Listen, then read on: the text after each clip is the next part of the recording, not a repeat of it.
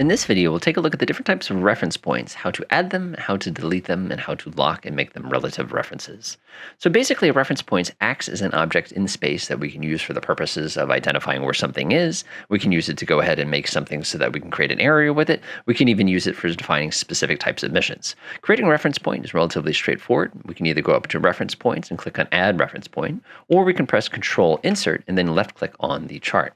Keep in mind, once we've gone ahead and created that, this point is unselected, hence the little X. If we want to click on it, it now becomes a selected reference point, in which case it now goes ahead and defines what reference point it is. In this case, is RP436. If we want to rename a reference point, we can simply select the reference point, making sure it's the only reference point selected, go to Reference Points, and select the Rename option, or if we prefer, we can simply press Control-R.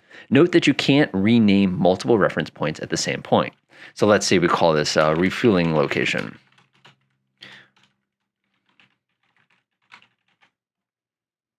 Now keep in mind, now that I've got this reference point, I can now left click and drag it should I want to move around. For example, if I want to put this reference point over there, I can drop it there, or anything along those lines. All reference points have a couple other nice little quirks to them as well. One thing, for example, is I can delete the reference points by selecting it and pressing Control Delete. Or if I prefer, I can go up to Ref Points and select Delete Selected Ref Points. Keep in mind, we can delete multiple points at one time. Reference points also has other options as well. We can actually make it so that a reference point follows a particular object in the world in different ways. For example, let's keep this refueling location always relative to this particular surface action group at that distance. What I'll do simply is select on the reference point, select missions ref points, and then say make selected ref points relative or fixed bearing. Fixed bearing simply means even if the ship group rotates, it will keep it in the same spot. Rotating bearing is going to make it so that the reference point will rotate relative to the heading of that particular unit.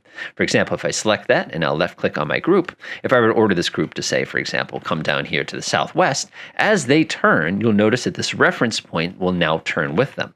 If I wanted to go ahead and select that reference point and make it now fixed, if I were to let go, you'll notice that even as they turn, the reference point is going to maintain the exact same position in space, regardless of that particular point. And again, it gives you a very strong ability to go ahead and adjust those depending on what's going on in a particular scenario. The other options you have as far as reference points is you can actually lock a selected reference point if you don't want to accidentally move it. So for example, let's go ahead and remove the relativity of that. And let's go ahead and say we want this position to be, say, like the mission area. We can now lock that selected waypoint, in which case we can select it and deselect it, but it will stay in this particular position. Note, just because it's been locked does not mean we can't use it for specific missions. It just means it can no longer be moved around.